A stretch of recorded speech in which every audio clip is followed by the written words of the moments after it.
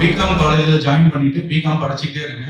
BCom வந்து டிகிரியை நார்மலாக படிங்க, பட் படிச்சுக்கிட்டே நீங்கள் கூடவே சிஏ படிக்கிறது பெட்டர். இப்போ சிஏ என்ட்ரன்ஸ் ஃபவுண்டேஷன் எழுதிருங்க. ஃபவுண்டேஷன் எழுதி செலக்ட் ஆக ட்ரை பண்ணுங்க இமீடியட்டா. ஓகேங்களா? அது செலக்ட் ஆகிட்டு கூடவே நீங்க படிங்க. இன்டர்மீடியட் முடிச்சுட்டு ஆர்டிகல்ஷிப் முடிச்சுட்டு ஃபைனல் முடிக்கிற வரைக்கும் உங்களுக்கு காலேஜ் டிகிரி, ஒரு பிகாம் டிகிரியும் உங்களுக்கு ஹெல்ப்ஃபுல்லா இருக்கும். அது முடிக்கிறதுக்கு கொஞ்சம் டைம் ஆகும். 3 இயர்ஸ் இருந்து 5 இயர்ஸ் ஆகும் நீங்க சிஏ முடிக்கிறது. அதனால நீங்க ரொம்ப வருஷம் படிச்சுட்டு இருக்கிற மாதிரி தோணாது. பிகாம் முடிச்சிட்டீங்கன்னா நீங்க என்ன வேலைக்கும் போக முடியும். அதே மாதிரி ஆர்டிகல்ஷிப் முடிச்சிட்டீங்கனாலே நீங்க வேலைக்கு போகலாம். இன்டர்மீடியட் முடிச்சுட்டு ஆர்டிகல்ஷிப் முடிச்சிட்டீங்கனாலே வேலைக்கு போகலாம். ஒரு சப்ஜெக்ட் 2 சப்ஜெக்ட் போயிடுச்சுன்னா திரும்ப முதல்ல இருந்து எல்லா சப்ஜெக்டும் எழுத வேண்டியது. கரெக்டா? அதனால சிஏ வந்து it takes some time. So நீங்க ஹார்ட் ஒர்க்கும் பண்ணணும். Institute of chartered accountant Nungambakkam, நீங்க சென்னையில இருக்கீங்க, அது ஒரு அட்வான்டேஜ்.